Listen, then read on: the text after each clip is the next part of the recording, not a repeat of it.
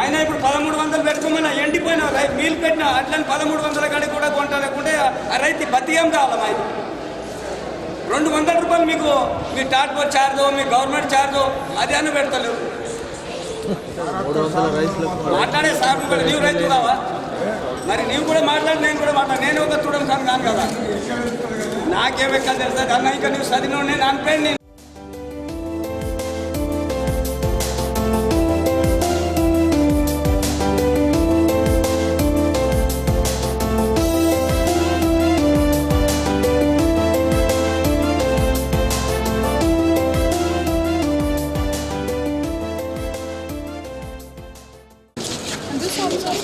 Last column, your खरीदारी वाले farmer mistake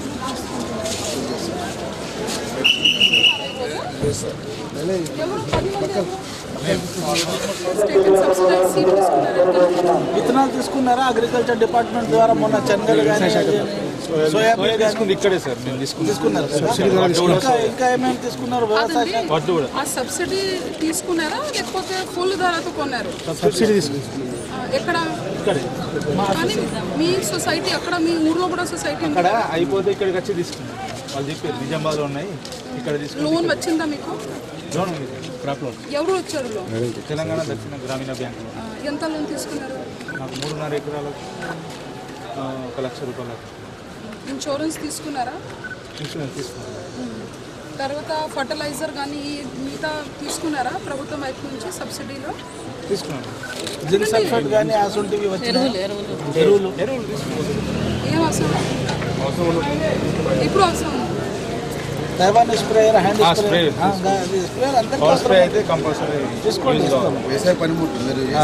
తీసుకున్నారా? సో ఇప్పుడు ఈమె మాట్లాడింది కదా మీతో, మీరు చెప్పచ్చు కదా మీకు ఏం కావాలి. ఊరికి నింపి ఆయనకి అన్నీ అడిగితే ఆయన చెప్తారు.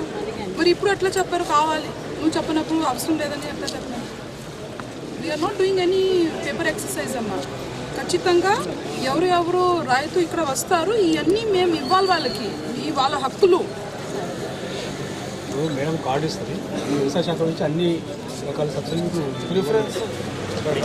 కమిషన్ ఏజెంట్లు అంతా తీసేసినాం. ఎంత తగ్గు వచ్చింది? మీకు ఎంత తగ్గుతుంది? వేస్ట్ ఖర్చు ఇక్కడ కమిషన్ ఏజెంట్కి కమిషన్ అంటే బాగానే ఖర్చు అవుతుంది.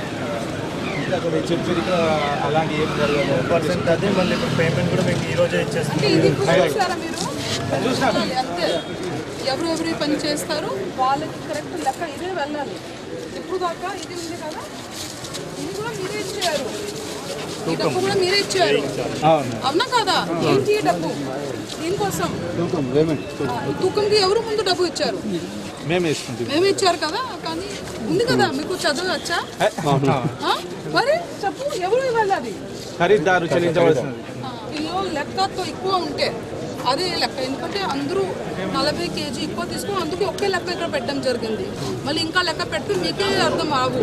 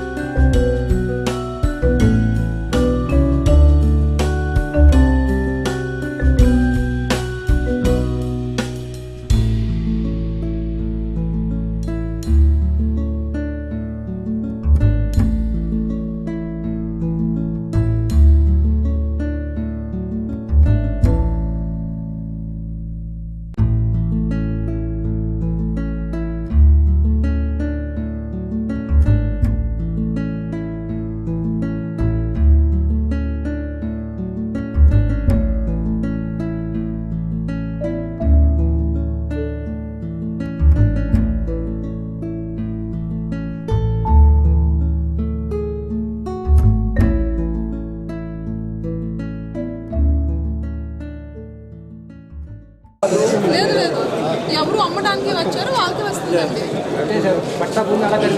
లేదు లేదు, అలా ఉండొచ్చు, పర్వాలేదు. రాష్ట్రంలో రైతులు ఆరుగాలం కష్టపడి ఎండనక వాననక పామనక తేలనక రాత్రనక పగలనక వివిధ రకాల పంటలు కష్టపడి పండిస్తుంటారు. కానీ గత అనేక సంవత్సరాలుగా సరి అయినటువంటి అజమాయిషి లేక రైతులు పొందేది కొంతైతే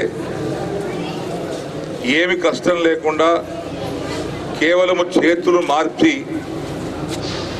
ఇక్కడ సరుకును అక్కడ ఇచ్చిన దానికి కమిషన్ ఏజెంట్లు లెక్కకు మించి కమిషన్ తీసుకొని లక్షాధికారులు అవుతున్నారు. కష్టపడ్డ రైతు, పండించిన రైతేమో నష్టపోయి ప్రకృతి వైపరీత్యాల వల్ల, అతివృష్టి వల్ల, అనావృష్టి వల్ల, రకరకాల బాధల వల్ల నష్టపోతూ ఉంటే దీన్ని పూర్తిగా రూపుమాపటానికి మధ్య దళారీ వ్యవస్థను గ్రాడ్యువల్గా తొలగించడానికి రాష్ట్ర ప్రభుత్వం ఈరోజు నిజామాబాద్ జిల్లాలో మన జిల్లా కలెక్టర్ గారు చొరవ తీసుకొని యోగితా రాణా గారు ఈ యొక్క ప్రోగ్రాంను ఇక్కడ ప్రారంభించాం. ఇప్పుడు మధ్యవర్తి ప్రమేయం లేకుండా డైరెక్ట్గా కొనుగోలుదారుడు రైతు దగ్గర డైరెక్ట్ కొంటాడు,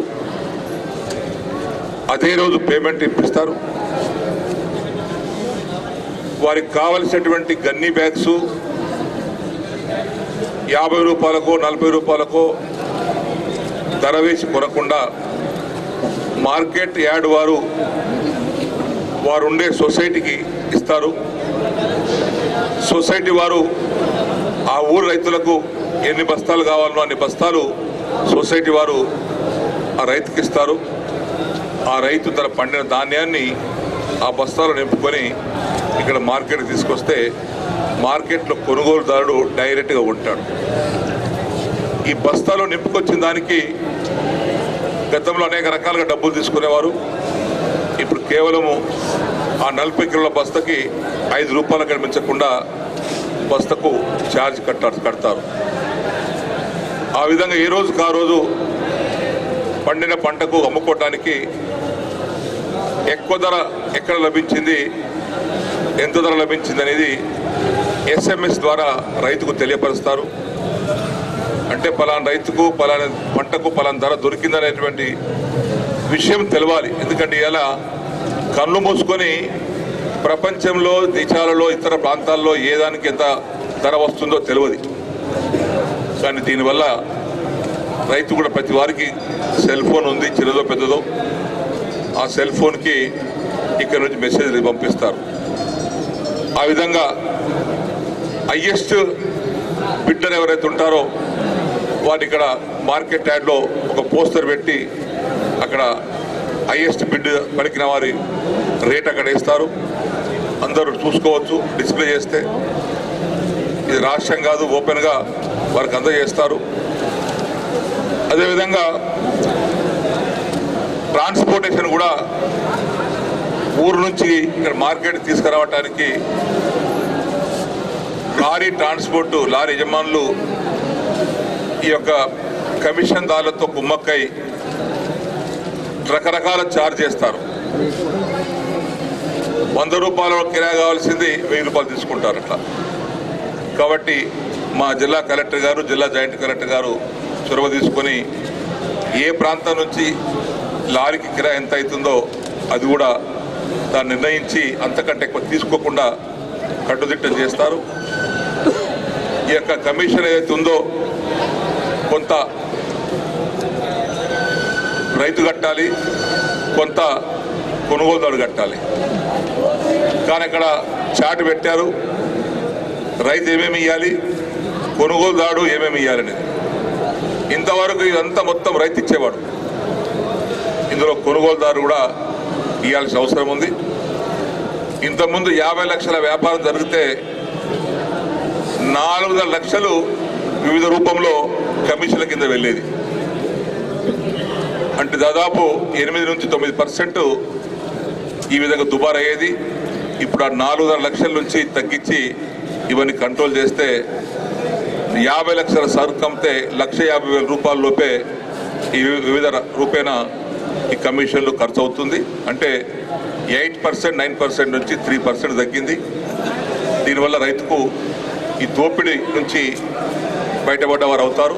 ఆ విధంగా జిల్లా కలెక్టర్ గారు చొరవ తీసుకొని ఈ కార్యక్రమం జరిపారు. దీనికి భిన్నంగా ఎవరైనా వెళ్తే కొనుగోలుదారు కానీ ఇంకా ఇతరులు కానీ వెళ్తే తగు చర్య తీసుకొని జరుగుతుంది. ఎందుకంటే రైతు ప్రయోజనాలు ఇక్కడ కాపాడవలసిన అవసరం ఉంది. ఎందుకంటే పంట ఇంటికి వచ్చే వరకు నమ్మకం లేదు మాకు.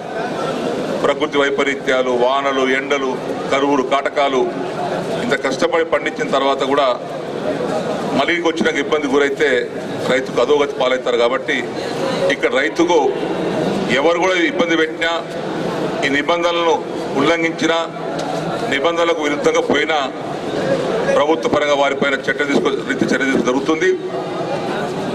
అదేవిధంగా చివరగా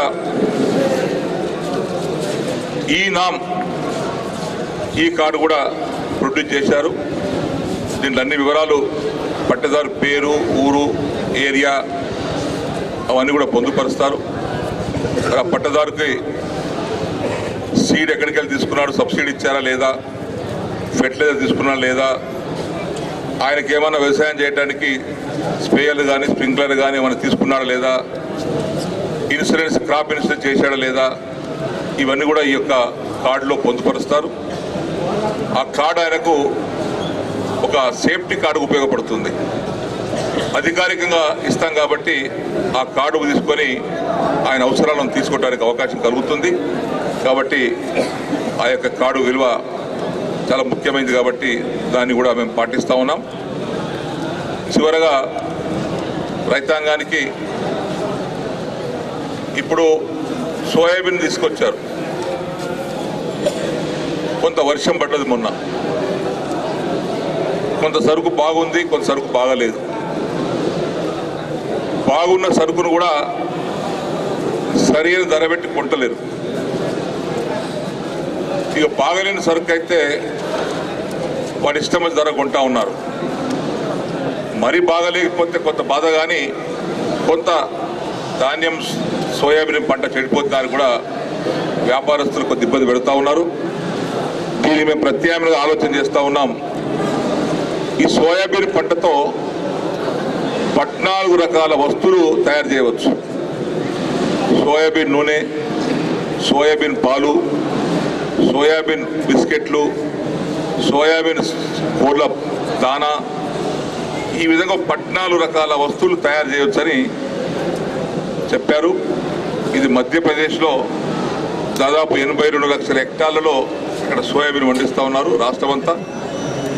దానికి మేము ఒక టీమ్గా వెళ్ళి చూసి వచ్చి గౌరవ ముఖ్యమంత్రి గారికి అక్కడ జరుగుతున్నటువంటి తీరును వివరించి, అవసరం వస్తే కొంత స్థలం కూడా సేకరించి హైదరాబాద్లో చదువుకుని ఎక్కడో ప్రభుత్వ పరంగానే ఈ సోయాబీన్ ప్రాసెస్ యూనిట్ను తయారు చేసినట్లయితే ఇట్లా తీసుకొచ్చి పోయాల్సిన అవసరం లేదు. డైరెక్ట్ రైతు దగ్గర నుంచి ఫ్యాక్టరీ తీసుకెళ్తాం. ఆ రికవరీని బట్టి అక్కడ వచ్చిన దాన్ని బట్టి ఎక్కువ ధరకు రైతుకు ఇచ్చే అవకాశం కలుగుతుంది. ఈ వారం రోజుల్లోనే బహుశా వెళ్తే నేను కూడా టీంతో పాటే మధ్యప్రదేశ్ పోయి తిరిగి చూసొచ్చి కొంత డబ్బు ఖర్చైనా సరే ప్రాసెస్ యూనిట్ ఏర్పాటు చేసి ఈ సోయాబీన్ పంటను వచ్చే సంవత్సరంలో ఇబ్బంది లేకుండా రైతుల నుంచి డైరెక్ట్గా కొనుగోలు చేసేటువంటి ప్రయత్నం చేస్తాం. దాని తర్వాత ఈ వెజిటేబుల్స్, ఫ్లవరు, ఫ్రూట్సు, ఈ నిజామాబాద్ సరౌండింగ్ ఉన్నటువంటి రైతులకు విజ్ఞప్తి, మేము డ్రిప్ ఇరిగేషన్ ద్వారా కొంత ఆర్థిక సాయం చేస్తాం, స్ప్రింక్లర్స్కి ఇస్తాం, పందిరి కూరగాయలకు కూడా సబ్సిడీ ఇస్తాం, మల్చింగ్కు సబ్సిడీ ఇస్తాం. కాబట్టి రైతులు ఎవరైతే సొంత బోర్లు ఉన్నారో వారందరూ కూడా ఈ యొక్క కూరగాయలు పండించడానికి ముందుకొస్తే కూరగాయల పైన విత్తనం కూడా సబ్సిడీ ఇస్తాం. కాబట్టి అటువంటి వారు మా అధికారులకు సంప్రదించి ఈ అవకాశాన్ని పొందవలసిగా కోరుతా ఉన్నాం. ఇప్పుడే district irrigation advisory board meeting ఇప్పుడే పూర్తయింది. నిజాం సాగర్ నీళ్ళు ఫుల్ ఉన్నాయి. ఇంతలో అక్కడ చెప్పాను, ప్రెస్లో మీటింగ్ చేసుకున్నాం. అల్లి సాగర్ గుత్పలో నీళ్ళున్నాయి. వరి కోతలు ఈ నవంబర్ ఆఖరికి పూర్తి అయిపోతుండొచ్చు పొలాలలో. ఎందుకంటే ఇప్పుడు నీళ్ళు వదిలిపెడితే పొలం తడిసిపోతుంది, ఉన్నాక పొలం కూడా తడిసిపోతుంది, పొలంకు ఇబ్బంది అవుతుంది. కాబట్టి అంత కోత అయిపోయిన తర్వాత నవంబర్ 25-30 లోపల కోతలు అయిపోతే డిసెంబర్ 1 నుంచి నిజాం సాగర్ నీళ్ళు వదిలిపెడుతున్నాం. నిజాం సాగర్ డిసెంబర్ 1 నుంచి వదిలిపెట్టి ఆఖరి వరకు రెండో పంట యాసంగి పంట పూర్తిగా వచ్చేంత వరకు నిజాం సాగర్ నీటిని సప్లై చేయబోతున్నాం. ఈ సందర్భంలో రైతులు ఇక్కడ ఉన్నారు కాబట్టి వారికి విజ్ఞప్తి, మన యాసంగి పంట వేసుకుంటే మనం 2 విధాలు నష్టపోతున్నాం. ఎప్పుడు నష్టపోతున్నాం? ఏప్రిల్ మాసంలో పంట కొయ్యకుండా ఉంటే వడగళ్ళ వాన పడుతూ ఉంది, గాలి దుమారం వస్తుంది, అకాల వర్షంతో పండించిన పంట కోసే సమయంలో నేలమట్టం అవుతూ ఉంది. అనేక సంవత్సరాలకి జరుగుతూ ఉంది. కానీ వడగళ్ళ వాన ఆపే శక్తి లేదు, అకాల వర్షాన్ని ఆపే శక్తి లేదు. మన దగ్గర ఉన్నటువంటి మన శక్తి ఏంటంటే పంటను ముందుగానే వేసుకుంటే మార్చి 31 తారీఖు లోపల పంట కోతకు వస్తుంది. ఉదాహరణకి ఇలా వరి పంట వేసుకున్నాం అదాదస్సు, డిసెంబర్ 1 వీక్ నార్మల్ పోసుకుంటే డిసెంబర్ 1వ వారంలో మొలక కలుపుతాం. ఈ యాసంగి పంటకు మొలక కలుపుతాం. నార్మల్కి మొలక కలికిన కాడి నుంచి 120 రోజుల్లో మన పొలం కోతకు వస్తుంది. డిసెంబర్లో వలికితే మార్చి 31 తారీఖు లోపలనే పంట కోతకు వస్తే ఏప్రిల్ వడగడ వాన పడుకొని దాని అమ్మ ఏమైనా పడుకొని మనకు సంబంధం లేదు, అప్పుడు నష్టపోం మనం. కాబట్టి ఆ విధంగా మార్చి 31 తారీఖు లోపట్టే పంట వచ్చే విధంగా నీళ్ళు వదలటానికి ఇప్పుడే మేము కలెక్టర్ గారి అధ్యక్షతన మీటింగ్ జరుపుకొని డిసెంబర్ 1కి నిజాం సాగర్ నీళ్లు, అలీసాగర్ నీళ్లు, గుత్ప నీళ్లు, రామడుగు, పోచారం, కౌలాసదాన్ నీళ్లు కూడా కౌలాస నీళ్ళు కూడా వదిలిపెట్టడానికి నిర్ణయం తీసుకున్నాం. దానికి ఆ విధంగా రైతులు సంసిద్ధత కావాలి, అక్కడ ఏ విత్తనం కావాలో కొనుక్కొని ఆ విధంగా ముందుకు రావాలని చెప్పేసి కూడా తెలియపరుచుకుంటూ ఈరోజు జిల్లా కలెక్టర్ గారు యోగితారాయణ గారు ఇదొక మంచి, ఎందుకంటే మార్కెట్లో రైతాంగాన్ని మోసం జరగకుండా, మోసానికి గురి కాకుండా ఈ కార్యక్రమాన్ని ఏర్పాటు చేసినందుకు వారిని మనస్ఫూర్తిగా అభినందిస్తూ ఉన్నాను. దీన్ని అన్ని విధాల అన్ని ప్రాంతాల్లో కూడా అన్ని జిల్లాల్లో కూడా ఇది అమలు చేసినట్లయితే మెల్లమెల్లగా ఈ మధ్యదళాల వ్యవస్థ దూరం అయిపోయి డైరెక్ట్ కొనుగోలుదారు రైతు మధ్య సంబంధం పెరిగి ఈ కమిషన్ తగ్గి 6 కాలం పంట పండించిన వాడికంటే 3 నిమిషాలనే కమిషన్ ఏజెంట్ నాటకాలు ఆడి కమిషన్ ఏజెంట్ బాగా సంపాదిస్తూ ఉన్నారు. కాబట్టి ఈ వ్యవస్థను రూపుమార్చడానికే ఈ యొక్క కార్యక్రమం చేసుకోవడం జరిగింది. ఈ సందర్భంలో జిల్లా యంత్రాంగానికి కలెక్టర్ గారు తీసుకున్న నిర్ణయానికి నేను మనస్ఫూర్తి మరొకసారి అభినందిస్తూ సెలవు తీసుకున్నాను.